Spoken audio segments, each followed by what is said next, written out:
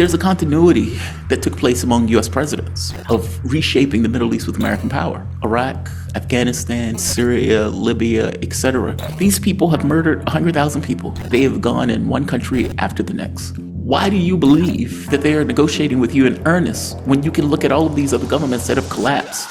This is existential for Iran. There's a monster at your gates. They know that the main war is with the United States. From their point of view, we will have to hit U.S. bases. We will have to shut the Strait of Hormuz. And how do we know that the very act of establishing dominance doesn't get you nuked? We have no idea what that nuclear threshold is. I don't think it's either in Russia's interest or China's interest to allow Iran to fall. If China and Russia gets involved, you're talking about a nuclear standoff. The only value of a nuke is for everybody to know that you have a nuke. If they had one, I strongly suspect they would have presented that thing to the world saying, we are giving you fair warning, don't mess with us. World War III is already happening. This is a house of cards, and it is in the process of collapsing right now. You're going to see an economic crash, the likes of which we've never seen.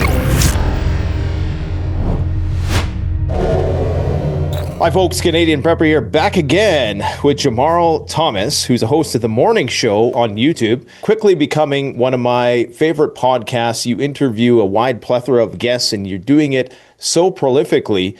And any time that I'm starting to get tired, or I feel as though I'm working too hard, I go over to your channel and I see how many people you're interviewing on a daily basis, and I'm like, man, I gotta step my game up. So thanks for keeping me motivated.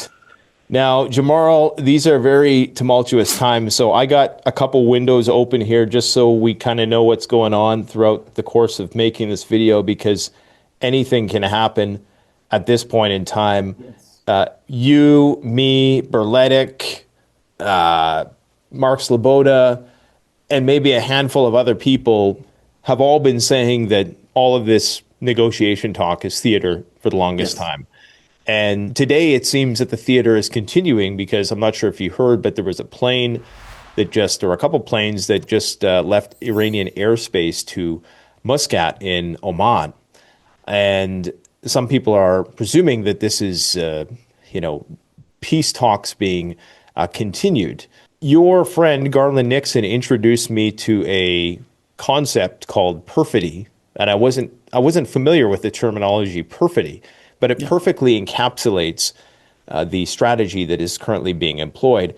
And I have a sneaking suspicion that this is kind of the final backstab, because the United States is currently amassing force in the region. And, as dictated by the art of war, you want to avoid your enemy concentrating and amassing forces. So while Iran is playing along with these negotiations, what's happening is the United States is getting itself into the most optimal position, it appears, to strike. What do you think is going to happen from this point forward? The U.S. is going to get involved in the war. The entire point of the war. Look, there are some people out there who has been shilling this notion that this is about nukes. Trump is a man of peace. He's carrying a dove in one hand and all of this nonsense. And, Brian Berletic has been right for years. I might have been right for months, but we're looking at it kind of through different lenses. I was open to Trump coming and seeing what he did. But there's a continuity that took place among U.S. presidents, whether it was with Iraq, Afghanistan, Syria, Libya, etc. It didn't really matter, the president. All of them had a very specific objective of reshaping the Middle East with American power. And so when you get an administration that seemed to be surrounded by whack jobs and neocons, and that administration comes in, makes a deal, quote unquote, that says we're ending the war in Gaza while simultaneously allowing a genocide to take place. And regardless of what one side does, they don't really care about that. And you think to yourself, okay, well, this seems weird. And then you see them get into negotiations with the Russians, and they do something very similar, where it's like, yeah, we're going to we're going to stop the war. And the deal that they put out is so comically stupid that you think to yourself, okay, are you really being serious right now? Like, are you joking with us in this? You are really making the argument that American troops are going to be on the Zaporozhye nuclear power plant and that the Russians are going to accept that, and European troops are going to be on Ukrainian soil. This is nonsense. None of this is real, right? Well, what's worse And is that people were dignifying it, though. Like, people were like, oh, yes, maybe it could work. yeah, there was like, this is an interesting proposal. And it's like, okay, dude, obviously you haven't heard. Like, for one, losers don't get to dictate terms. And just because America doesn't want to look like it lost a proxy war, sad day for America on that. You can't change the context of events on the ground. You lost, right? And I mean, I don't know if people see what's happening to Ukraine now. They're getting taken apart. And part of that is because what Russia realized was what Iran didn't understand. That after the Minsk 1 and 2 agreements, after what seems to be a pressure campaign, where they had all of these terrorist activities that were taking place in Russia, bombing the nuclear triad, the bombing the Kerch Bridge or the Crimean Bridge, and then to act like Donald Trump is an infant and didn't know anything about it. Of course he knew about it. He was trying to get them to accept the deal and a proposal that they wouldn't accept. And so even though the Russians may not necessarily want to say it openly and they're okay with blaming MI6, they certainly know that the US was directly and intimately involved in it and will have consequences as a direct result because the US was involved in it. They have decided unconditional surrender is our objective. You move to Iran, and it's something very similar where, hey, let's negotiate. And you're negotiating under these terms where it's like, they murdered Soleimani. Why do you believe that they are negotiating with you in earnest when you can look at all of these other governments that have collapsed? You have all of these neocons that are in office. And not just that, they were making moves. Like when they were saying, hey, we're getting all of our people out. And Iran seemed to believe that that was a bluff. Like, no, they're just doing a pressure campaign. Dude, these people have murdered 100,000 people over the course of the last several years. They have gone in one country after the next. Why do you believe that you are somehow special from this process? Especially after they've taken down Syria and they're like, this is great. We have one great evil left, that's Iran. Now we need to go after Iran. They seem to have been lulled into a sense of security, which I don't quite understand why. But Well, I nevertheless, think it could have something to do with the fact that they're projecting their own lack of imperialist ambition onto the U.S. Like, they're projecting their own we don't do perceptions this, of so justice. other people won't do it. Yeah, like, we would never do that, so why would they do that, right? Like, they've come this far, but they don't understand that it's about total control. It's about Yeah. regional dominance. And That's true. That is a level of incompetence that is breathtaking. yeah, so just why saying do you that's true. think the Iranians are playing along in that? I would say that right now, the only option they have, and trying to look at this from a third-party outsider, obviously I'm in Canada, and trying not to be, how can I say, A hard ass. overly sympathetic to the Iranian position. Yeah. Because I find that sometimes, that obfuscates our ability to interpret events as well. But, it seems like unless Iran establishes deterrence somehow, it's game over. I mean, if I'm just being blunt about it. Because if it's true that the Israeli Air Force is operating in the skies of Iran with impunity, then if the Americans were to come in afterwards and they're doing all of these 40 chess asymmetrical attacks on top of it all and trying to destabilize the country, and based on what we've seen with the fall of Lebanon and Syria, we can only surmise that that is going to be the outcome in Iran unless there is some deterrence that is established. So what do you think could be done for Iran to establish deterrence, and why do you think they're reluctant to do that? Because they must understand that after the execution of Soleimani, after the execution of their upper military echelons, after the attempted assassination, probably on multiple times, of the Ayatollah, that it's a foregone conclusion that the goal is regime change, and they really can't walk that back now because they already know that now Iran is going to pursue a nuclear weapon. So what do you think are Iran's options, and why are they so reticent about going all the way at this point and I have to be. preempting. I have to be honest with you. I don't know what is in their minds. Like either one. I guess there are a few things that could be true. Either they're not as strong as they say they are, meaning yes, they're going to poke their chests out. We have missiles that can last for years and everything else, which could be true. I don't know if that's true, but it could be true. I agree with you that honestly, if left up to my devices, they would have turned Israel to glass the very first time around they got into exchanges, because I think they should have created dominance then, and they should have deterrence at that moment, because now you're stuck with this kind of unprovoked attack where they've slaughtered all of these people. And, the attacks that Israel is doing now, they're going after schools and just random people and buildings, not even military targets per se in many of these cases. I agree with you. They need to establish deterrence.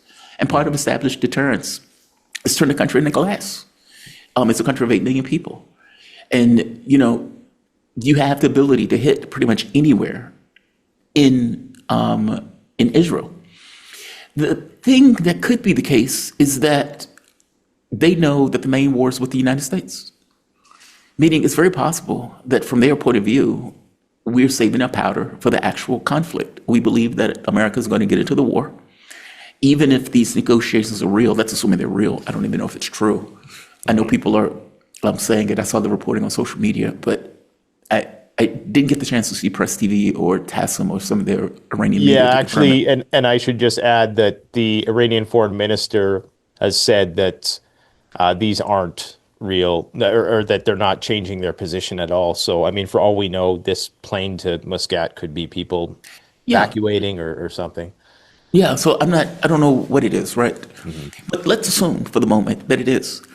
Iran did everything in their power to avoid a conflict. Like they just did. And so, maybe they just don't. It's hard for me to get into their minds.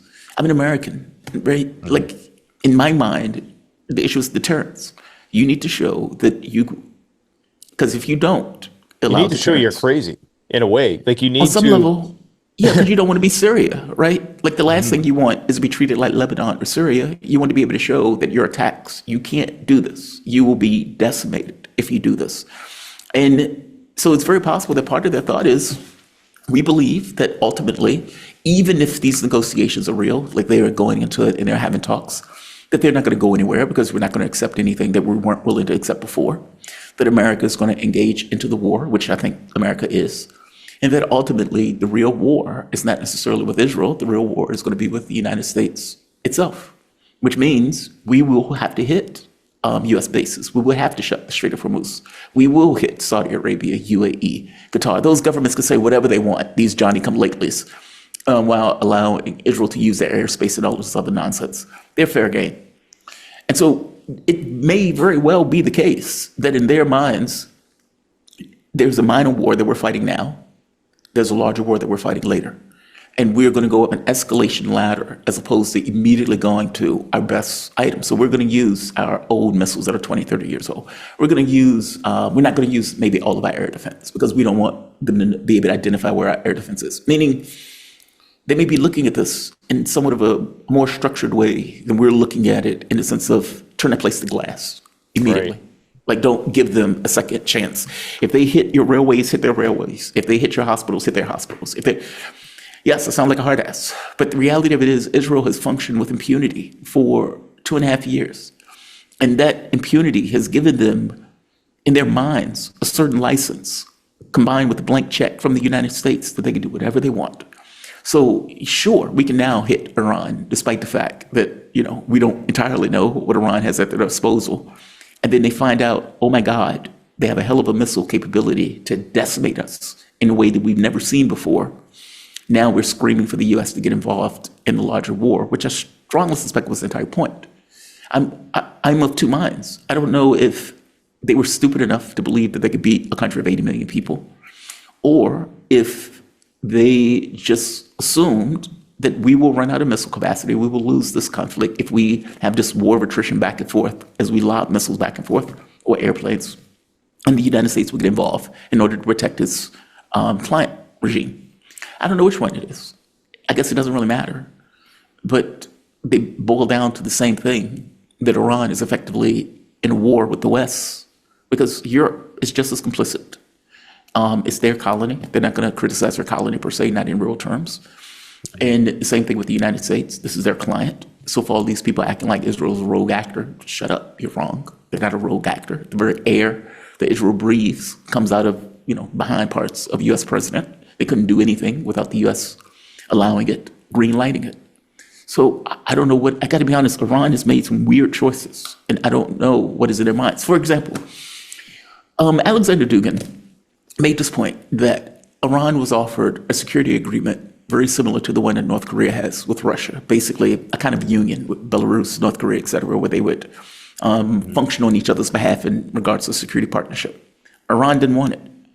And I was like, there's no way Dugin is getting this right. This seems like insane. You don't want nukes, and you don't want a big brother to assist you if you get into a conflict, despite the fact that you're in hostile territory. No, Dugin seemed to be right. When I was looking at, I forget the Iranian official who effectively said, look, we don't want to be in a union. We want to be in our own spot. We want to be an independent country. We want to have an independent foreign policy. Okay. Now, if you've noticed, they just ratified the agreement, the strategic agreement with Russia. But that thing had languished in Iranian parliament for like months without them ratifying it. Mm-hmm. China has given cargo and so forth, assistance and help. But, looking at social media, you could see some Iranians and stuff that they were saying about the Chinese and the relationships they wanted to have. Pezeshkian seemed to have wanted a relationship or wanted to make deals with the West. I think he's deeply naive. I think he's grotesquely naive. But here we are. So I don't know what's happening in Oman. It's very possible that they are. I do not know on earth how they could trust the U.S. after that. But who knows what's in their minds? I don't know. I mean, they are in a very difficult situation, I guess, from our point of view. It's easy to say they should do this, this, and this, at the running the risk of having their country nuked, essentially. So they could turn Israel into glass, as you say, but we probably know that the Samson option would be swiftly executed shortly thereafter. But you make a very interesting point about the Russia-style strategy. And I've heard that said about that is an explanation for the Russian hesitance on fully committing in the conflict because they're saving their best assets for a potential war with NATO. And you're saying, if I'm hearing correctly, that you suspect that that's the same thing that's happening with Iran, is that they're withholding maybe some of their best air defense even because they don't want to expose those radar signatures. Well, there are two things. If they're concerned with getting nuked, then they should have already gotten a nuclear weapon. There's that. Mm-hmm. Two, if they're concerned about getting nuked, then they should have signed whatever deal that Donald Trump put forward. This is existential for Iran. This is, there's a monster at your gates. That monster is not stopping until you're overthrown, right? It's not like, you throw bread out and the monster goes away. No. Any deal that you're going to make with the United States, or for that matter, well, I guess you're making a deal with the U.S., not even Israel. Any deal that you're making with them is only to weaken you for your government to be overthrown every bit as much as Syria, Libya, Afghanistan, Iraq. Iran is not a special, it's not in a glass vase. It's not in this kind of special thing. You are under threat, and that threat is existential. And so what is the solution to this, right? Do you not fight back? Do you not try to establish some level of dominance? And how do we know that the very act of establishing dominance doesn't get you nuked? Meaning we have no idea what that nuclear threshold is. And so it's easy to say, don't turn that place into glass. But even if you don't, there's no reason to believe that Israel won't come to the conclusion of, we're firing off nukes. We have no idea. Like that's what I'm saying. Like, they have put themselves into this position, and I don't want to say put themselves because that sounds wrong, but they're in a position where you're dealing with a country that is a nuclear-powered nation. And that if events go so far, they can nuke you. But that also means that if you're not willing to push it, they can do whatever they want to you. So yes, Mike Tyson can ultimately take my lunch money if I can't make it hurt for Mike Tyson to not do it. But if I make it hurt too much, Mike Tyson is going to put me in the hospital, right? It's kind of that. It's like you have to somehow dance between the raindrops and how you deal with this military conflict with this full knowledge that these guys do have nukes. Now, they could say we have our own nukes in the sense of an economic nuclear bomb. We can shut the Strait of Hormuz. We can destroy all of the oil fields in regards to Saudi Arabia, UAE, Qatar, meaning we can decimate the world economy if that is indeed what we need to do in this situation. If we're going down, then everybody's going down with us. That is a Samson option on some level. It's just an economic one. This is not. I just want to interrupt you here. I just got some news that the Iranian foreign minister has confirmed that they have not sent a negotiating delegation to the Sultanate of Oman. So, I mean, we can take them at their word. At this point, it's hard to say what is actually happening. Yeah. What do you make of Trump's attempts to be overly ambiguous about his moves? Yesterday, it was expected after the National Security Council meeting that he was going to make an announcement. And it seemed as though things were really approaching a crescendo. I even made a video yesterday saying that we expect Trump to declare war in a few hours. And I later, I didn't walk it back, but I said that one thing I overlooked is that they're never going to declare war. Right, exactly. That's why I'm shaking my head. Yeah. They're not going to declare war. But they're never going to even openly admit in partaking until they're already doing it. So, when the bombs are obviously falling on Iran, that's when he'll come out and say, I made the decision to, so that's where I kind of dropped the ball in that one. But what do you make of all of that theater behind the scenes? And when do you think they're going to pull the trigger? And as an American citizen who's currently, in Malaysia, you're a world traveler, you go all over the place. But how do you think this is going to be received by the American people? Because we're already seeing, Bernie Sanders becoming the anti-war guy, right? And we're already seeing this taken on by the left the left once again is the anti-war party. What do you think about Trump's stalling tactics yesterday, and what did you make of that whole theater? And how do you think it's going to be interpreted by the American people? I mean, think about it for a moment. The entire point and the entire plan was for the United States to have a certain cynical distance, to act as if Israel was acting on its own and going rogue, and that Donald Trump and Netanyahu were at odds with each other, and Israel just did it on its own. And what did he do after Rubio comes out and says, we didn't know anything about this? We didn't know anything about this. Our hands are off this. And Trump comes out when he thinks that this was a knockout blow, chest thumping. Well, we told them. We told them to do it. We told them that they should have did this. We know everything about it. We knew exactly what was taking place. Meaning the notion of plausible deniability was blown away within the first few hours of the attack, because in his mind, this was a knockout blow, and that Iran was going to somehow fold like cheese or something like that. So there's that. Two, it seems like he has dementia in the way that people have been looking at him in social media. People who are even on the right are like, what is wrong with him? Like, how are you initially coming out saying, this is fantastic, we knew everything about it, etc. And then when Israel is getting its ass handed to it, and its places are being blown up, and hypersonic missiles are hitting Haifa, and there's rubble all over the place that looks almost like Gaza. Then you're like, well, we didn't know anything about it, so you better not hit American troops. Okay, dude, which one is it? You need to pick your pony, right? Either you're all for it, or you didn't have anything to do with it. But you can't have it both ways, as if you're not projecting this stuff out to the world. It's on Twitter, for God's sake. Even that is comically ridiculous on some level in the sign of the times. It feels like idiocy. So there's that. The American public is not going to be for it. Like, we are deeply against this. We spent $10 trillion in the war in Iraq. And this is highly speculative, meaning they have no idea what this is going to turn out to be. They have no idea if other powers get swept into it. I hate to point out to people, the First World War was a regional conflict between a major power trying to put a minor power in its place. And all of these other countries got swept up in a maelstrom. If you look at the media or the press at the time where that was taking place, where Archduke Ferdinand got killed, they were like, Oh, a minor Duke got killed. Yeah, interesting. It was like a side note in the newspaper that eventually got whipped up. The American public, I think, is to the tune of like 60 to 70% of the country is against it.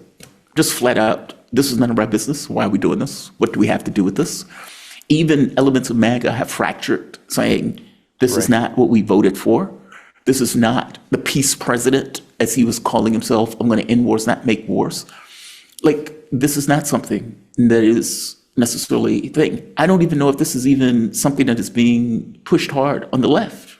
A lot of this is coming from the right, saying this is nonsense. I mean, for God's sake, Tucker Carlson eviscerated, what is his name? Tim Cruz. Not Tim Cruz. Ted Cruz. Right, thank you. Yeah. Eviscerated him when he was sitting there, basically saying, hey, do you know the makeup of Iran? Do you know the population?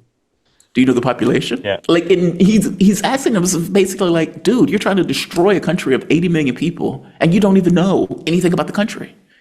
But that's what foreigners need to understand. For us, it doesn't matter. It doesn't matter that Trump doesn't know anything about the world, that he couldn't find the country on the map. It doesn't matter. It doesn't matter. It doesn't matter that Trump doesn't read. It doesn't matter that George Bush wasn't incompetent. We have policy, and we have policy objectives that we want to accomplish. Well, it seems like he's still, regardless of all of this, like you're saying, there is some fracturing amongst MAGA. I think at the end of the day, they'll probably still side with who they voted for, but the majority will, yes. It seems like he is surprisingly going against and just going all full steam ahead on this, regardless of what the public outcry is. Yes, I'm watching. We don't care. Yeah, I'm watching Twitter, and it appears like not many people are. There are some. His core influencer following is still supporting him in these ideas, and they've went all in on this. And while there is a little bit of, reticence around, well, who should we support here? It doesn't seem like there's a huge backlash, like not to the point where it's going to slow them down. So I'm actually surprised at how quickly he's just become the war president. I mean, it was really, there was a military parade, there's military in the streets all of a sudden, and we're going to war with Iran, and we tried to decapitate the Russian nuclear program. And here we are. Habitual liars lie. As a rule, habitual liars lie. And by the way, many of those people are getting talking points, especially in social media. It was outed, the lists of talking points that they were supposed to repeat and everything else. Here's the thing. Whether you are talking about people on the left or people who are on the right, those people are valueless, soulless ghouls who have no value set short of the one that they get from their dear leader. You have some people who are not that way, who are, like a Tucker Carlson, whatever I think of Tucker. Tucker would be like, this seems stupid. Why are we doing this? He would be straight with you, right? Even if you disagree with him on this other stuff, he would still point out, hey, why are we going to war? Why are we doing this? How is this our business? We spent $10 trillion on this war. How is this in America's best interest? Like, we can fight over this other stuff, but what's going on over here? Ron Paul, same thing. Thomas Massey, same thing. Marjorie Taylor Greene, same thing. Why are we doing this? And so you do get some people who, whether you agree with them or disagree with them on the domestic policy, they will come to an assessment of, this seems outrageous. This is not what we voted for. Joe Rogan, this is not what we voted for. Despite the fact that Joe Rogan brought Trump on, had conversations with him and everything else. This is not what we voted for. This is outrageous. But you will get the majority that is going to side with Trump, with their dear leader, and they're going to make all the excuses in the world. You can see it. If you look at Trump Jr., Trump Jr. is on Twitter is like, the neocons are trying to divide us, so we need to stick with our dad. Okay, your dad is about to go through a neocon war. And your argument is, we should stick with him on this neocon war because the neocons are trying to divide MAGA. Okay, get out of here. You're being ridiculous right now, right? Your dad is the neocon that your dad. I think the population is so dumbed down that they can get away with creating altcoins, that are named after Trump, and nobody will even bat an eye. So why not just go all the way? I mean, really, at this point, people are just mentally neutered. So there's no. I don't know how it is in Canada. Like, I don't like. Oh, it's I don't the know same. The entire. It's okay. People are maybe very slightly more aware, but they're more docile. Because I know in the States, they don't care. Like 90% of the money in our political system goes to decide who wins the elections. Like, meaning the side that wins the elections get 90% of the money. So if you think about that, you don't even need to know what the political party is. You just need to get as much money as you possibly can. This is not entirely true for presidential races. But if you're talking about like the Senate, House, local races, etc., side that gets the most money 90% of the time wins. And so if you know that as a politician, and that is your mindset, I need to make as much money as possible. All right, who's going to give me the money? There's various people with various means that have all sorts of interests of things that they want to accomplish. Those are going to be the people who give me the money. And let's be very honest, those people have things that they want in the world, be it resources, be it influence in other countries. And that stuff dovetails with a certain amount of, let's say, geopolitical chauvinism, where we have this notion of global domination, that there will be no other country like the Soviet Union that rivals us again. We would have complete dominance over the world. And BRICS is a problem. And so you go after one of the main countries in BRICS, Russia. Okay, that fails. Let's move to the next one, Iran. Iran supports China. Iran supports Russia in some respects. It is a linchpin in regards to the geopolitical chess piece. We need to get rid of that off the board. And so you could see them and the way that they're moving. I mean, even this idea of this pivot to China. Okay, why are you pivoting to China? We need to cow China before it gets too late. They just haven't been able to get around to China because they kept getting bogged down in wars in the Middle East, or for that matter, in Europe. So they are moving in a particular way that is clear as day, even regardless of the president that's in office, with the American public seemingly blissfully unaware, with the media that only tells them so much as they need to know in order to create consent. Like, for example, they would say, well, Iran used to have a Shah, and the revolution took place in Iran and overthrew the Shah. And what they would leave out is that, well, Iran used to also have Mossadegh, who we overthrew when he wanted to give more oil, or let's say get more revenue from oil, and the US and the Brits were like, time for that guy to go. Yeah. Meaning the media will never tell you that part, that we overthrew their government and installed a bloody dictator. What they will tell you is, well, Iran had the revolution, they kept all of these Americans. Hey, why did they keep these Americans? Because they're just horrible people, that's why. You'd be shocked at the nonsense that our media pumps out to the public, where the public doesn't know otherwise, that gives them a certain point of view of the world that allows them to move forward with these blinders on. But that's the way it functions. It's unfortunate.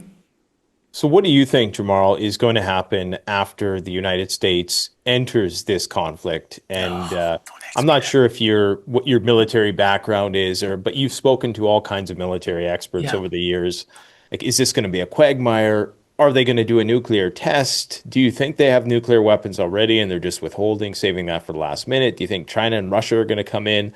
Because as expressed in a video I did yesterday, if Iran falls, Russia is going to have NATO on the Caspian Sea. Yes.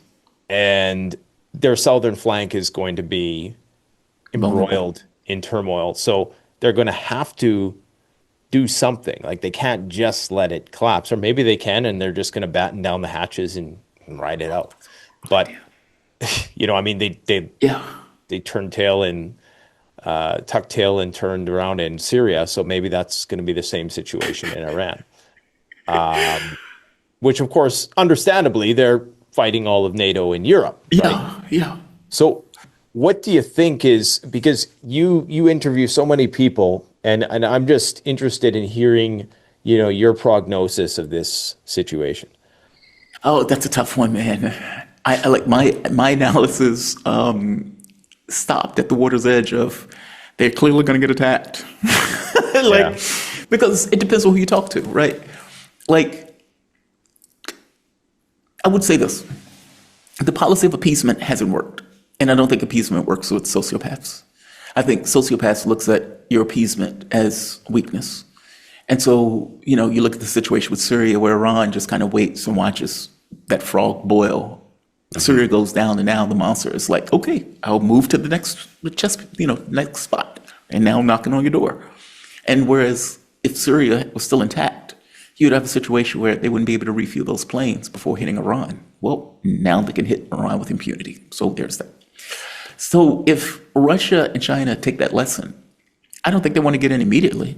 I think from their point of view, they look at it and say, we can give them all the support they can. Well, two things. The black pill is that Russia may be okay with this on some level. We fought all of NATO for the last 3 years. Nobody's paying attention to what we're doing to Ukraine right now. The middle armaments, the money that was going to go to Ukraine is now going to Israel. So Zelensky is effectively left to his own devices, and they will fall apart that much worse. There's that. Mm-hmm. Two, China and Russia can get involved without directly getting involved. So depending upon how they escalate in other parts of the world, you will force actions to be taken to kind of deal with whatever they're effectively doing. Now, I would imagine that after talking to people dealing with China, China does not want to get involved militarily. They would give support, they would give materials, they would give anything that they can in order to assist Iran, especially if Iran doesn't look like it's wobbly and it can be a stable force against an attack. But the question really boils down to what happens if they can't be a stable factor in this. Meaning it's one thing if Iran is stable, all sorts of materials and help is going to be probably given to Iran through Pakistan, China, North Korea, etc., in order to keep Iran functional and fighting and operational as it goes on. And then the catch becomes, okay, well, how far does the U.S. go with this? Is this a bombing campaign? Are they putting troops on the ground? Oh my God, that is going to be radically against U.S. interests on that one, meaning the U.S., the public is going to lose their mind over this. And so a lot of this stuff depends on how far the U.S. is willing to go and what the U.S. does. And for that matter, what these other countries consider their primary interest is. I don't think it's either in Russia's interest or China's interest to allow Iran to fall. And so the catch becomes, how far are they willing to ingratiate themselves? Because the problem is very basic, right? If China and Russia gets involved, you're talking about a nuclear standoff. It's one thing if you're using these countries as proxies. So if the U.S. and Europe makes a bet on Israel, China and Russia makes a bet on Iran, and we let them fight it out, okay, that's one thing. At that point, that's proxy force fighting it out. It's another thing if the U.S. says, well, now we're getting involved, and China and Russia say, well, now we're getting involved. Okay, now you have a nuclear standoff among the major nuclear powers of the globe, which is terrifying, which is why I thought this was a horrible idea. We're talking about domination over the region that has the majority of the world's oil. Yes. Good oil. And so if the United States can't confront China and Russia directly, or if they want to avoid that, one of their only moves, and I used to play Risk a lot as a kid, would be to, try to capture as much territory as is possible, go for the weak points. And so if they allow the, transatlantic alliance, for lack of better terms, to totally control all of the world's oil, then that puts them in a very disadvantageous position. Do you think that that is something that they would be willing to go to nuclear war over? That's the question that I don't have an answer for. Because I agree with you. My thinking is exactly the same. My thinking is, dude, they care about global domination. That's what they care about. And in the same way that they rolled up all of these other countries, they are isolating and diversifying their concerns. So you're getting them saying, hey, Europe, we want you to deal with Russia. Hey, Israel, we want you to deal with Iran. We are going to pivot in order to deal with China. Okay, these are diversification of concerns with this notion of global domination. If you can take Iran off the board, that is a big deal. At least I think it's a big deal. Not only does it isolate you on some level with an ally, it undercuts any notion of this multipolarity that is trying to come into fruition. But like you said, it weakens both countries. I mean, China is able to get a huge amount of oil out of Iran for very little. I think it's like 14% of China's oil comes out of Iran. Mm-hmm. And let alone the drones, the technology, everything else that Russia was getting and its space in the Middle East, all that stuff goes up in smoke. Is that enough to confront the U.S. over directly? And if it is not, what is? Do you have to wait for the enemy to be at your gates before you're willing to, let's say, make a move to try to secure your own interests? And let's be very clear. This is what Russia did in Ukraine, right? Russia is like, we cannot allow NATO to expand into Ukraine. Meaning we cannot allow Ukraine to become a NATO nation. Full stop. That is not something we can permit. And we are willing to go to war in order to permit that. And we dare anybody to do anything about us doing that. Meaning, if you want to see us lose our minds, let European troops set foot into Ukraine. Meaning they are willing to end the world for their existential security in regards to Ukraine because they considered Ukraine to be existential, but considering it's been a gateway for many invasions that took place in the First, Second World War, hell, even the Napoleonic Wars, right? Do they consider Iran in the same fashion? Oh, that is a fascinating question. But see, this is why I think this is existential. Like, this is why I keep saying we're at the brink of oblivion. Because I don't think anybody knows the answer to that question. I just don't. And it's one thing for it happening now, where all of these countries are just kind of like, okay, let this play out, see what happens. Let's see if the U.S. gets involved. Let's see how much the U.S. gets involved. Maybe it's one bombing run.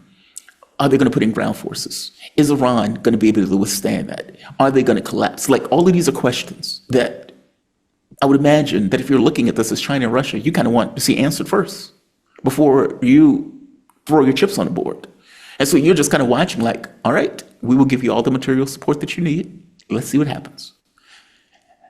And then the catch becomes, as this proceeds, if it looks like we think Iran is going to collapse, then what?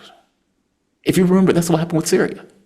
The first time around, when you had all of these jihadists that the United States was effectively paying, and Turkey was effectively paying, Israel was effectively paying, they tried to take over the government of the country. It wasn't like the other countries got involved immediately. It was Iran and Russia that got involved as they were losing territory. And when Syria was on the brink of collapse, Assad was holding on like grim death. That's when the Iranians, the Russians got involved in pushing back, basically the monsters. The second time around, okay, that was a different animal. I don't think anybody expected Syria to fall that fast. But I'm trying to point out that they let it play out before they immediately got involved into something that, let's be honest, also have the potential to go insane. I mean, Donald Trump effectively was the Air Force for ISIS, protected Idlib, a country like a little area where even the UN said had 30, 40,000 terrorists. Donald Trump to this day is like, yeah, I protected Idlib, which Jelani, his head chopper friend, is a tough guy, tough history. Yeah, a history of chopping off heads. And Donald Trump is shaking his hand. The guy was like literally the leader of ISIS. That was the lunatic that was holding Idlib. That was the lunatic that Donald Trump defended, which has now declared himself ruler of Syria. So I hope you get my point. I don't have an expectation that China and Russia are going to immediately show their cards in regards to what they're going to do. Will they help? Yes. It is purely in their interest to assist Syria in any potential way possible. And I suspect part of the reason they ratified that security agreement was because Russia is very legalistic. And they were like, look, if you want to help, fine, ratify the agreement. China's already given its help, not necessarily because it loves Iran, but at the very least, China understands it is in our interest to assist in this unprovoked attack. So I don't know. I don't think we're going to get that answer until later. I legitimately don't. And I think my biggest fear is that we get that answer, and that answer is yes, that they are, because they consider it to be in their vital interests. And it becomes a standoff. How far does this go? I don't know. Yeah, that's terrifying to me. I would add to that by saying that for me, I think there's another angle that a lot of people are overlooking. Yeah. In that we look at this as China's relationship with Iran and how much oil they get from Iran. But they also get oil from a lot of other places within the region. Yes. And should Iran fall, like this is the linchpin, this is the foothold, the final real foothold for Russia and China in that region. If they fall, then all of a sudden Saudi Arabia is really at the whim of the United States. They're completely vassalized at that point because no longer do they need them to be adversarial towards Iran because now Iran is in the mix. So now MBS is sweating. And then you're not just potentially cutting off China from Iranian oil at that point. You're cutting them off from everything. So we view this as, okay, China's not going to get the Iranian oil, but it's really, they're going to be potentially, if it all comes under US control, and if there are strict controls imposed on or sanctions against exporting any oil from the Middle East thereafter, then that is, I would argue, even though China is self-sufficient in developing nuclear power and solar power and all these diversified energy means of acquiring energy, they still then would be in a very, I guess what I'm trying to say is there's a knock-on effect. It's bigger than just Iran, because they'll have total control over the entire region at that point. Agreed. I mean, if you look at it now, Saudi Arabia is already a quisling of the U.S. government. I mean, look, them opening their airspace, them going after Iranian drones, allowing a genocide to take place. All of this stuff was effectively taking place with Saudi Arabia, who ostensibly, every random blue moon, try to act as if it's an independent actor. It's not. It's just not. And when Iran is gone, and that's another angle for this, is it's not like Israel is stopping with Iran. Egypt will be next. Saudi Arabia will be next. Like, their greater Israel goes through these countries. Hell, Turkey is going to be next. I mean, I don't know if you saw what the comment that the guy made, saying Turkey is our big boss battle. Ultimately, especially since they are now rubbing sides in Syria, even though Erdogan was willing to work with Israel in order to overthrow the Syrian government. Now, of course, this is where they're at odds with one another in regards to domination for that particular region. No, I think you're absolutely right. I think there are knock-on effects. Let's see if they see it. That's like I said, man, that is a fascinating question. That question reshapes the global context in real terms. If Iran doesn't fall, the U.S. empire's toast. If Iran does fall, oh my God, right? We'll see. Well, interestingly, and they say life imitates art, but most World War III apocalypse movies always start off in the Middle East. Like, historically. Does it? Yeah, it always starts with some spat in the Middle East, as opposed to in Europe. So I don't know, for what it's worth. I mean, maybe it's predictive programming. Who knows? Yesterday, it's a vital resource. It's the oil. And no, it is. And I mean, until we've diversified and found new energy sources that can replace, it is always going to be a potential problem and flashpoint. I asked Brian Berletic yesterday, because oftentimes, myself included, we're extrapolating the efforts of the Houthis and Ansarallah against the Americans to Iran, and that we suspect or we expect that the effectiveness of their being able to withstand the full force of the U.S. military and the Israeli military, that will translate in Iran. But there are differences in culture. I mean, Yemen is a very warrior-like culture. They're very vigilant. They're wise enough to stay in their bunkers, presumably. And they're more maybe decentralized. They're harder to read. Maybe they're more digitally hygienic. Do you think that people are making a mistake in assuming that things are going to play out in Iran just on a bigger scale, and that Iran is indomitable because we can't defeat the Houthis, so therefore we can't defeat the Iranians? Or do you think that maybe that's not a one-to-one comparison? Yeah, I don't think it's a one-to-one. I think it's true that we lost that because, we weren't able to establish air superiority over the Houthis. Part of that stuff is to be like the regions, the area. As you pointed out, they knew how to stay in their bunkers, and for whatever reason, not just sitting in their apartment on the night they've been attacked. There's that. I don't know what the hell is going on with Iran, where these guys don't have bunkers. Putin stays in the Kremlin bunker every night. So there's that warrior culture. So I do think there's a difference between Israel's penchant for a war versus Iran's. Iran, at the very least, was in a war with Iraq. That was a brutal war that I hate to point out, America helped, gave nuclear or chemical weapons to in that war, or at the very least sold them to constituents for those chemical weapons. We knew that they were using chemical weapons, and we didn't really care. When Iran needed energy, we didn't want to give them that either, right? So they fought brutal, vicious wars within memory.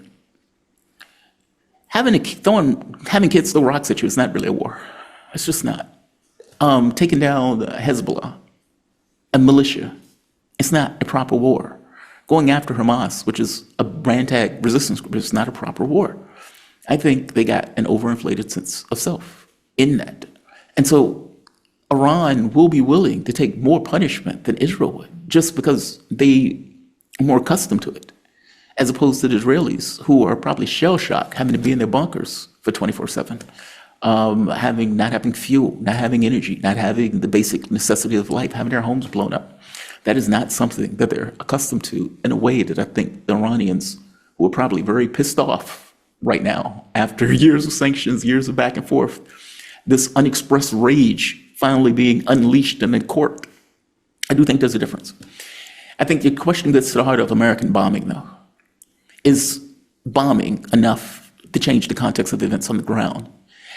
They're different thoughts. I mean, some people make the point of saying the U.S. can do all the bombing that it wants. It's not going to get to their nuclear power thing. But again, nuclear power is not the point. This was never about nuclear weapons. Right. So when people say that, it's like, okay, dude, you missed the point. This was never about nuclear weapons. Nuclear weapons was a stalking horse to allow a pretext for the attack. The pretext even makes sense. Iran is a sovereign nation.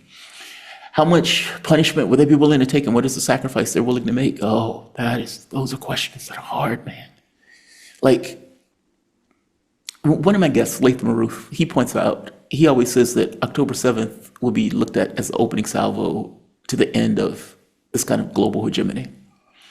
And he always points out that, look, this isn't, this notion that Hamas is, or some of these other, quote unquote resistance groups are going to win. Those people are going to die. They're going to die in mass. And, when you compare it to other groups in other battles that are fought, where you have millions of people that lose their lives, it is hard for me to wrap my head around that as an American. Like, where you lose millions of people and yet you keep going. I mean, for God's sake, Vietnam lost, 2-3 million people? Right. And technically Russia. They won the war. But yeah, Russia, Soviet 30 million Union. people. Yeah. Or the Soviet Union. Yeah. I can't wrap my head around that as an American. Beaver wrote something in his book, Stalingrad. He said that what took place on the Eastern Front was something that the West just can't grasp. Like, there's nothing, we have a mindset of war that you fight a certain amount, and then when you fight a certain amount, you say, okay, I've done my part. I've fought for my country. Now you can take me, I surrender.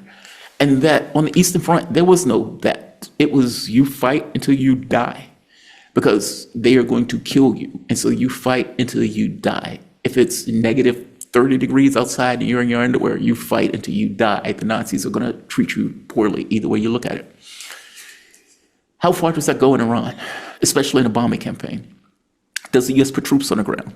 If they put troops on the ground, look, I've said it before, I think the U.S. is going to run into a buzzsaw. I think they're going to be surprised at the military capability of Iran. But me saying that accepts that Iran is going to suffer any way you look at it. Meaning, even if they win by denying the enemy what they want, not because they're able to kill more of the opposition. There's a difference. Mm-hmm. So that's a harder question to answer. I mean, that question gets to the heart of how much suffering are they willing to accept? Considering it's existential, I suspect it's going to be a lot. Yeah, that brings me no joy to say, by the way. It's difficult to determine exactly how unified the Iranian people are, because on one hand, you hear people say that there's a lot of dissident voices, and a lot of people don't like the government. And there have been, protests in the past, not too many years ago, when the woman was killed by the police. There was massive protests. Have you seen America? Obviously, they have a pretty strong besiege paramilitary force that is used to kind of keep the population in check. And, at best, I think that what the West would achieve is some fractured Syria-like situation. But yes, again, my criticism of the whole extrapolation of Yemen to Iran is that, this is a society that is maybe aspiring to be more Western in some ways. And as such, they also have a lot of weaknesses because, that old adage, the bigger they are, the harder they fall. They're a more Yeah. centralized military. They're more apparently lackadaisical. They were still using cell phones up to, I was still chatting with Morandi on WhatsApp, Oh, he is a couple weeks terrifying, ago. man. He is scaring the shit out of me. I'm sorry. Can I say? Yeah, Can I curse? yeah, go ahead. Yeah. He's scaring the hell out of me. He's Yeah. terrifying. He is scaring me. When he did that interview yesterday, he's like, "I'm unafraid." It's like, dude, I don't need you to be a martyr, right? Like you're sitting in press TV after they already bombed a thing, and you're telling on air exactly where you are. It's like, I'm unafraid. I'm just bare chested. Okay, I would rather you be safe, not bare chested. Right.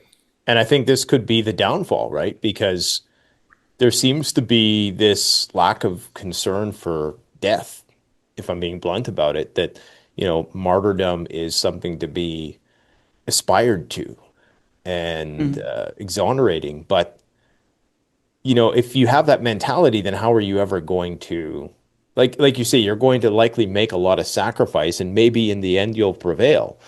But there seems to be a pathway for victory here for the United States and Israel if they continue this pressure campaign, if air defenses are compromised, if they continue to do these crazy decapitation James Bond-like things, then, the clock is ticking. And Yeah. the only thing I can think would put the brakes on all of this is if Iran did a nuclear test. I think that's really either that or because if you attack military bases in the region, that's just going to give U.S. immediate casus belli.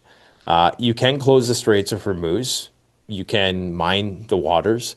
You can make it an untenable place to do any sort of commerce. You can attack all the surrounding region's oil facilities.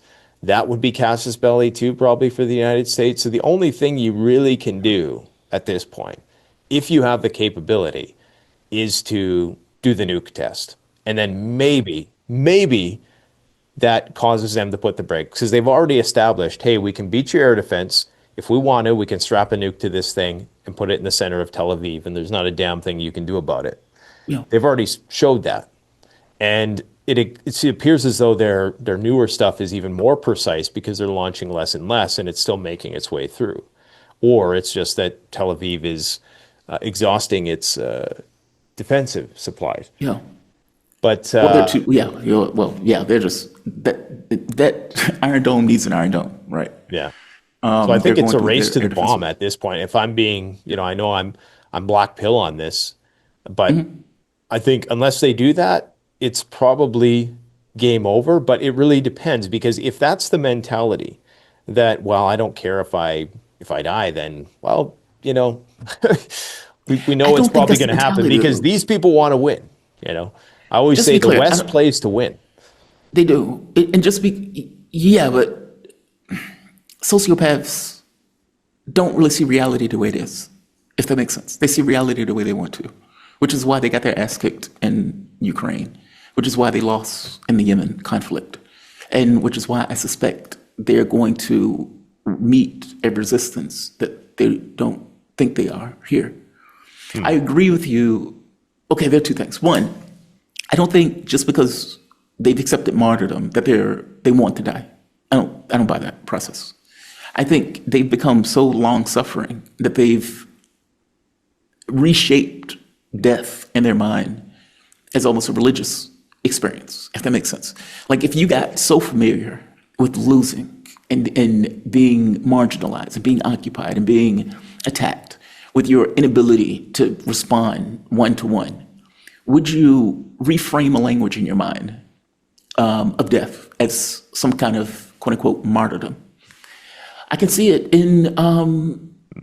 I can see it here in the States. Like if you listen to like the left all the times when they talk about stuff like, well, they put up the good fight. It's like, dude, I don't want to put up a good fight. I want to win. There's Yeah. a difference in those things, right? I don't need to reshape losing as being some kind of positive experience. It's not. You lost.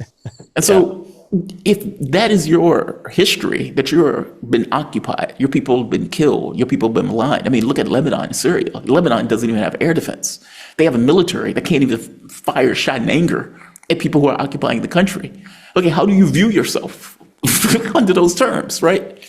Look at Syria, again, a country that's been a basket case, that's been invaded, attacked constantly. Your people have been killed. What do you do in that situation if you don't have this kind of passionate rage to strike back as a human being would ultimately want to strike back?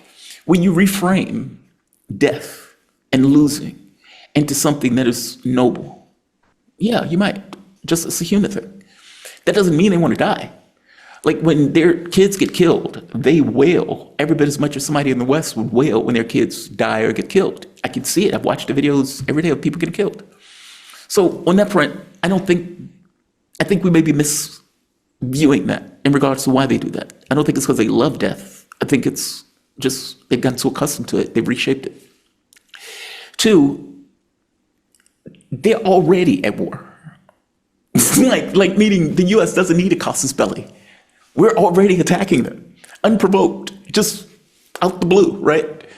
And so Israel is already attacking them. The U.S. is already attacking them. The U.S. has already been backing this attack. We are at war. This is not Israel at war. This is the United States with Europe backing them, with Israel at war with Iran by itself. Where does the casus belli? Why is it necessary? And Donald Trump is going to declare war on his own. He's not going to declare war at all. He's just going to do it. He's going to say, I'm sending troops to the area. Congress is going to have a whisper of complaint. But I don't know how it is in Canada. In the U.S., we have an imperial presidency. If the president decides to go to war, then the country goes to war. We haven't declared war since, oh, Jesus Christ, I don't know the last time we declared war. Maybe Iraq, maybe. And even the wars that we've been fighting in Syria, Afghanistan, et cetera, we have been using the Iraq AUMF, Authorization Military Force, meaning something that was supposed to be specific to Iraq, we've been using for all of the wars in the Middle East. I would wager to you he's going to use the same thing for Iran as a justification. So he's not going to declare war. He's just going to inflict military. The question becomes, how much military is Donald Trump going to add to this process? And if you are in an existential war, what are you willing to do? Everything and anything. Iran is in an existential situation. There is nowhere for Iran to go. Its back is against the wall. Its proxy forces have been decimated and maligned. Yemen may fire off a missile every so often. Okay, thank you. That's not really going to do the job, right? Syria is gone. And the head chopper that they got involved in Syria right now is antagonistic to the government that is in Iran. The Houthis or Hezbollah has been maligned. If they weren't, this would be the time where they effectively take back Lebanon. Well, they can't do it. Iran is by itself. So they don't need a casus belli. The casus belli is, they're already at war, from my point of view. So strapping a nuke, that's assuming they even have one. I'm not even certain they have one. If they had one, maybe they should have fired it off, right? Like, the only value of a nuke is for everybody to know that you have a nuke. Mm-hmm. Like, the moment that you know I have nukes, okay, hands on. If you don't know I have a nuke, then you may attack me and force me to use that nuke. Well, I don't want to have to use that nuke. I want to be able to have it as a pristine object to show, not to use. It's that. And so if they had one, I strongly suspect they would have presented that thing to the world saying, don't F with us. Don't mess with us. Just, we are giving you fair warning. Don't mess with us. The fact that they haven't done that, I strongly suspect means they don't have one. So I feel you. Look, man, I am in the same mind that you, that there needs to be an establishment of deterrence. And I think they lost credibility the first time around when they didn't keep going with True Promise 2. They were playing around with these theatrics. Oh, we're going to tell the United States where our missiles are going. Why? True Promise 2 comes up. They go one exchange. And then they say, oh, we're going to attack you. And they never do.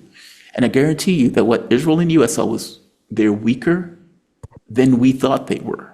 Not they're pragmatic. We said that guy's a mark.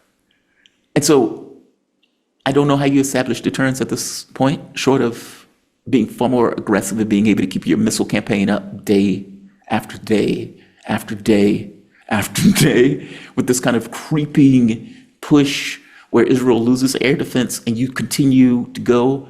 And they have, like I said, they're threatening, we are going to hit your military bases. We're going to hit the oil fields. We are going to lose our minds if you attack us. The question is, are they serious? Mm-hmm.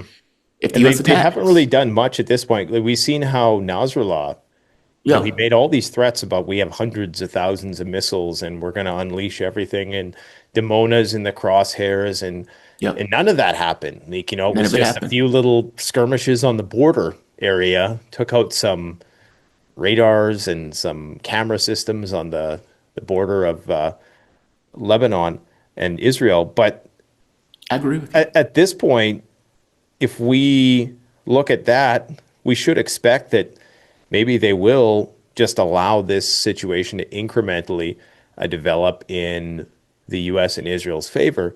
Because, of course, once Israel does run out of defense, well, then the argument is going to be, well, we have to come to Israel's defense. And right now, they're amassing so much force.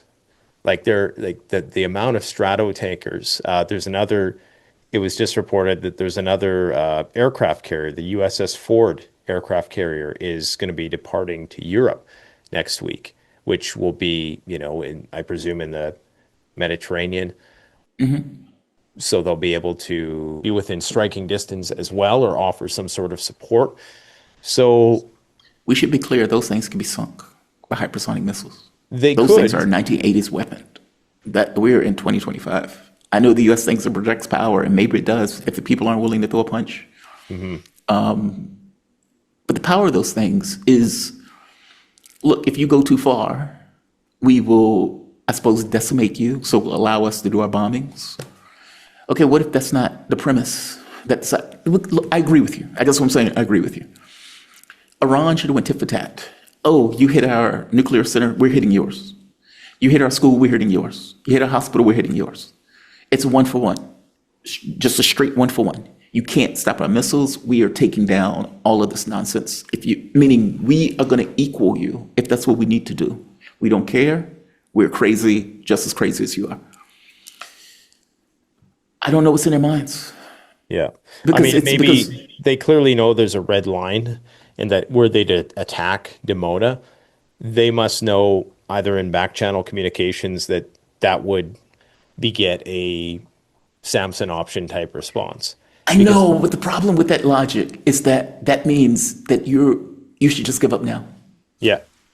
If that's their mindset, well, there's a red line and we can't go beyond this red line because Israel really going to hit us, then why are you doing this? Why are you bombing missiles? Just, sign your sovereignty over if that's the case. And I know I'm being brutal with it, but correct me if I'm wrong. If that is the thought, you can set that red line anywhere. Well, we don't want you to hit our hospitals. We don't want you to hit our schools. We don't want you to hit our nuclear power plants. We don't want you to hit Mossad agent headquarters. We don't like that either. We may use the Samson option on that. You could set that line anywhere and use that line in order to lob jabs and punches at your opponent from behind that line. I'm saying you need to, as you pointed out, a little crazy if you are going to deal with a sociopath that has just murdered 100,000 people and is now coming for you with blood on their mouth. Like that's not, like this is not conceptual. This is something that is happening militarily where people are dying.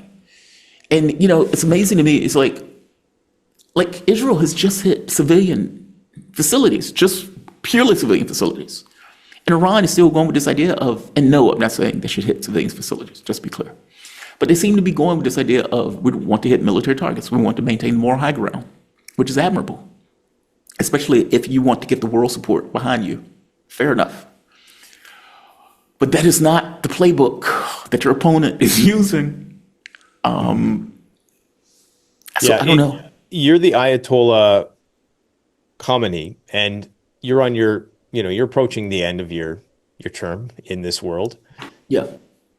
You want to leave a legacy, perhaps, and you have a nuclear weapon. I would say that if they had one, and this is where it kind of aligns with the U.S. and Israeli fears on Iran getting a nuclear weapon, and I think it's mostly a self-fulfilling prophecy, I should add, because they pushed Iran towards this. that to me seems like a plausible outcome. Is the Ayatollah just says, well, you know, F it. I'm going out anyways. I might as well go out with a bang and be remembered as the guy who took out Israel. It's a country of 80 million people. Like, that's what I mean. Nukes have no value in being used. They just don't, unless you're just trying to end the world. Their only value is to show it. It's like, F with me. We're all going to bang. Because the moment it's used. That mutually assured destruction idea, that makes sense when you have two people who really fear death, right? Yeah. And they don't want to. But if you know that it's going to mean certain capitulation and that your country will be subjugated, then You will use it. would you Yes. use it? Yes. Yes. I agree with you, though, that the only way that they endure this is if they sustain what will be probably one of the biggest shock and awe campaigns, that will even dwarf what we've seen in Iraq.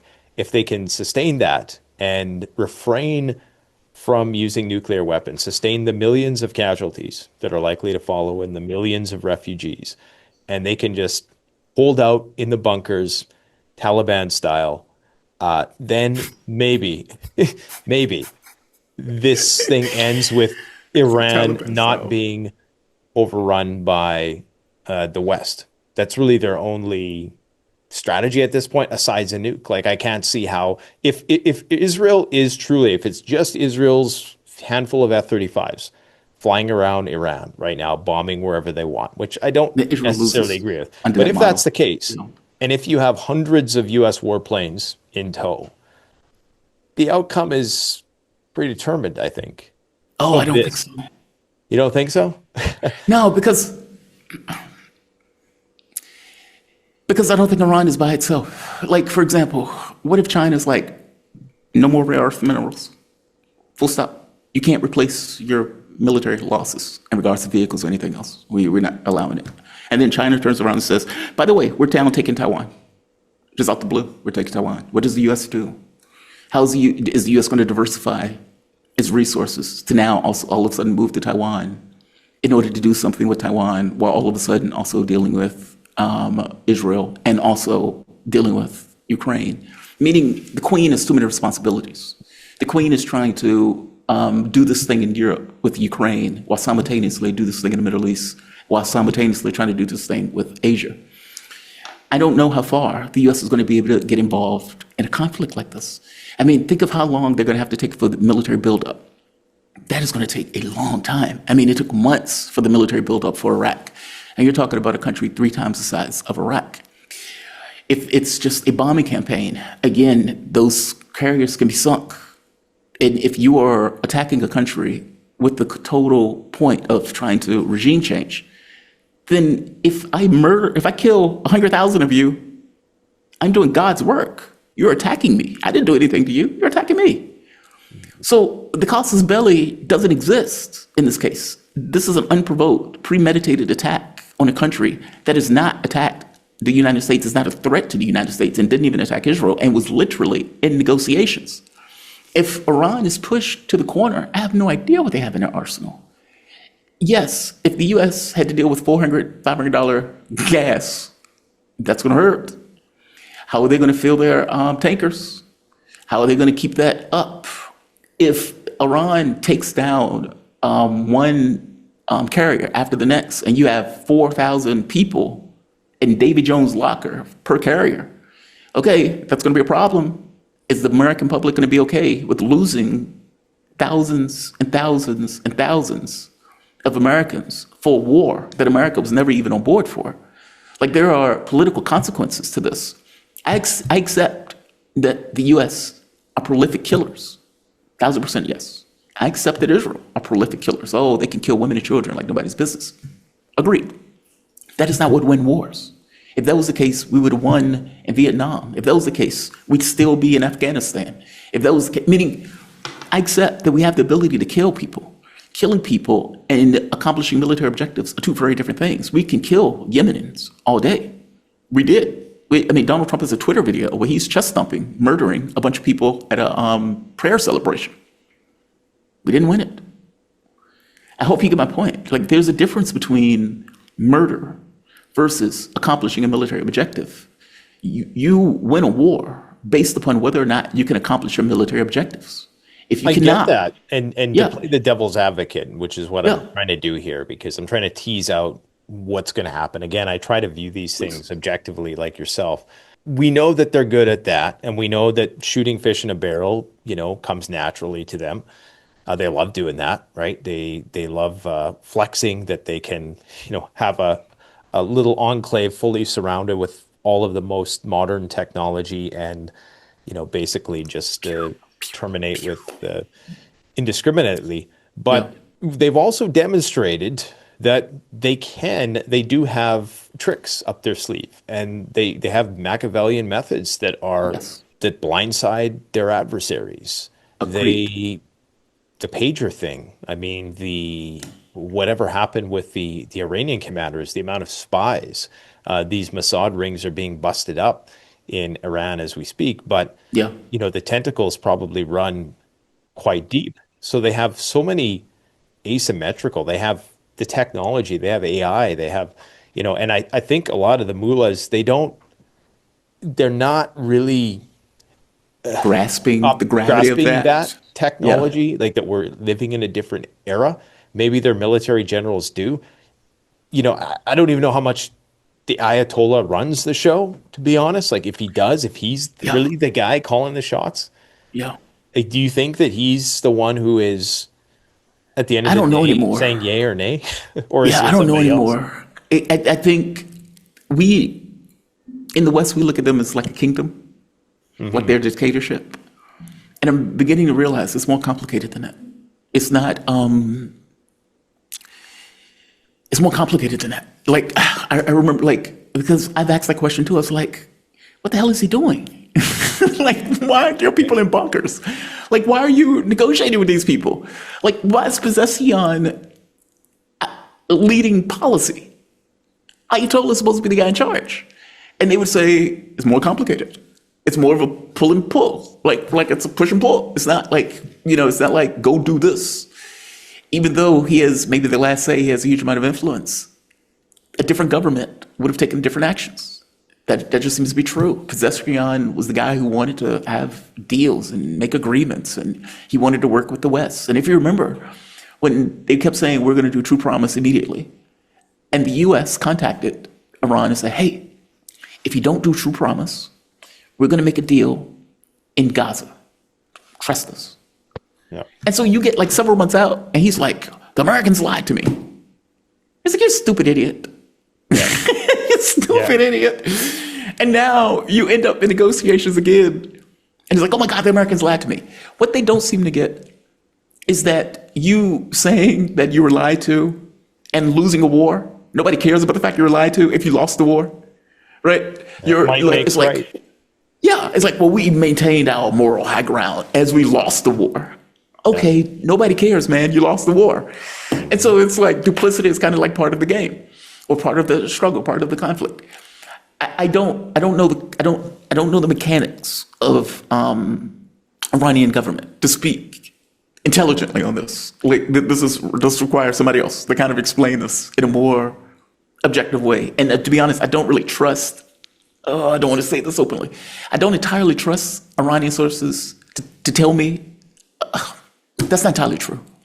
I do, but I don't. Nobody is beyond any sort of criticism when it comes to there's propaganda on all sides. And I Yes, think it's that's that part, what right. makes an objective commentator is your ability to be able to appreciate that all sides have to put a little bit of spin because they're speaking to their population, they're speaking Exactly. to other countries. So yeah, clearly the Iranians have to exhibit stoicism, but they also and in doing so, they maybe are embellishing some of the details Capability. a little bit. But Yeah.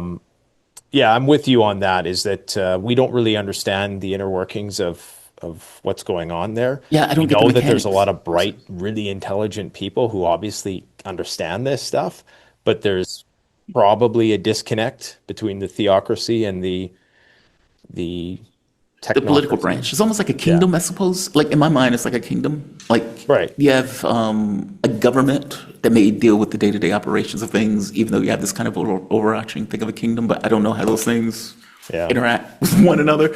Because people who come on the channel, they would say, you know, if Raisi was still alive, this wouldn't have happened. And I'm like, okay, well, that's interesting. Because if that's true, where does the Ayatollah fit into this? If indeed the Ayatollah is the leader of the country, then what does Raisi, what does Raisi have to do with it, right?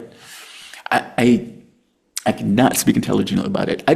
You asked the question on Twitter, why aren't these guys in a bunker? Yeah. And I kept thinking, I was like, yes, why is that guy not in a bunker? Like, these are high-value military targets. Why is this guy just chilling in his apartment?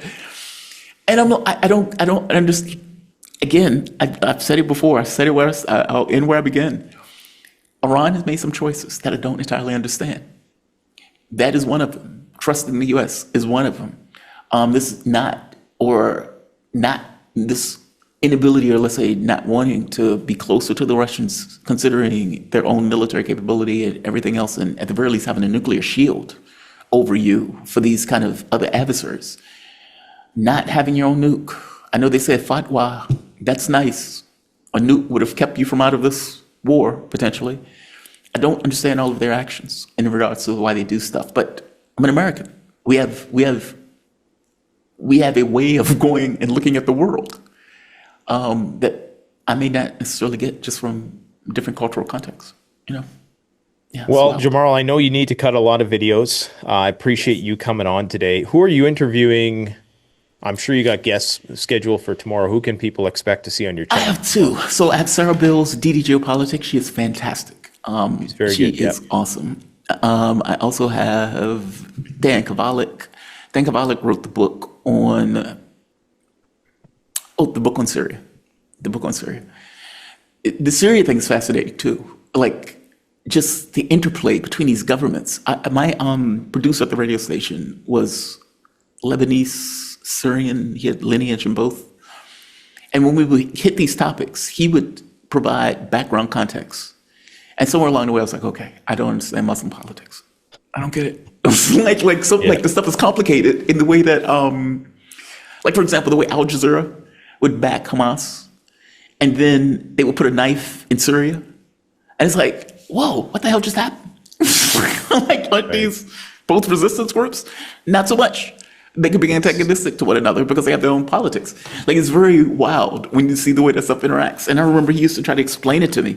He even made that point about the death thing. He was like, dude, he says, you don't get it. He's like, they have created a mindset around the issue of death for the various reasons of some of the conflicts that they've lost, the positions that they've been put into. I mean, for God's sake, like, if you look at Saudi Arabia, Egypt, these are quisling governments. These are broken governments that are just purely under the thumb of the U.S. They sit there and watch Arabs get killed by the hundreds of thousands with an inability to do anything, knocking out Iranian drones out the sky, even though many of them and most of them are Palestinians. And ostensibly, you would think that since the majority of this population is Palestinian, hey, maybe we care about the Palestinian plight. Not so much. Like, the stuff gets complicated, right? Mm-hmm. It's demoralizing. No, it's fascinating. This stuff is fascinating to me. It's fascinating. It's fascinating. I'll just leave it on that. If people want to hopefully have that somewhat deciphered, they can go over to your channel. I would encourage them to subscribe you on a daily basis. Oh, thank Give you, us man. a lot of stuff to think about.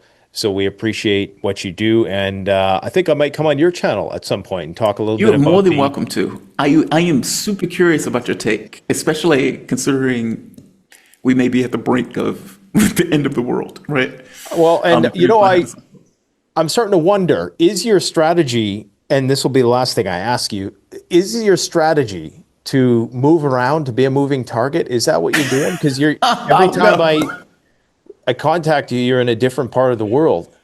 No, so, I was living in D.C. when I was at the radio station, because the radio station was in D.C. And when it went belly up, my thought was, all right, I don't know what Trump is going to do. And because I didn't know what Trump was going to do, I was like, okay, well, I'll float for a bit. I I don't want to get an apartment in Richmond because I don't know if I want to stay directly in Richmond. So I was using Airbnbs. Airbnbs got expensive real quick. And I was like, oh, okay, this is too expensive. And I realized, I was like, hey, there's an apartment in Albania for $300. That is, if I'm paying rent for like $1,900 and I find an apartment for $350, that $350 looks very inviting. It seems so outlandish, but it was cheaper. It was just, I was trying to save money. And so I ended up moving from location. Then I was like, all right, I'm not ready to go back home. What's next? Let's go to Malaysia. And so it kind of happened that way. It's like traveling but saving money simultaneously. The entire point was to save money, less about travel. It's just kind of the way it happened. It wasn't intentional. But no, not trying to be a moving target. I'm just trying to stay out of Dodge. Well, that's definitely a gray man strategy nowadays. Is always movement is life, as they say. So it's definitely a survival tactic. But I'm gonna keep vicariously living through you while I stay here in the middle of nowhere in Saskatchewan. Oh, dude, I just work. I do you know, in Albania, the only thing I did, I would get up in the morning, I do videos. I play chess every so often. I play chess online every so often. I'd cut those videos. I'd go to sleep. I'd wake up, rinse and repeat. My entire point, really, it became isolation, because isolation allowed you to just kind of focus on what you were doing. And so if you can't speak the language, you don't know anybody there, your job is to work. Especially, your job is to work. So that's what I do. I work. Okay, well, I look forward that. to discussing your strategies on how you're just navigating that situation, and even monetarily as well, because changing currencies is, maybe we'll have a chat about cryptocurrency and things of that nature when I come on your channel. Badass. But thanks for coming on, man. We greatly appreciate it, and looking forward to your next show. Always, man. I appreciate it. I always appreciate these conversations. They're always enlightening. Right on. Take care. The best way to support this channel is to support yourself by gearing up at CanadianPreparedness.com, where you'll find high-quality survival gear at the best prices, no junk, and no gimmicks. Use discount code PREPPINGGEAR for 10% off. Don't forget, the strong survive, but the prepared thrive. Stay safe.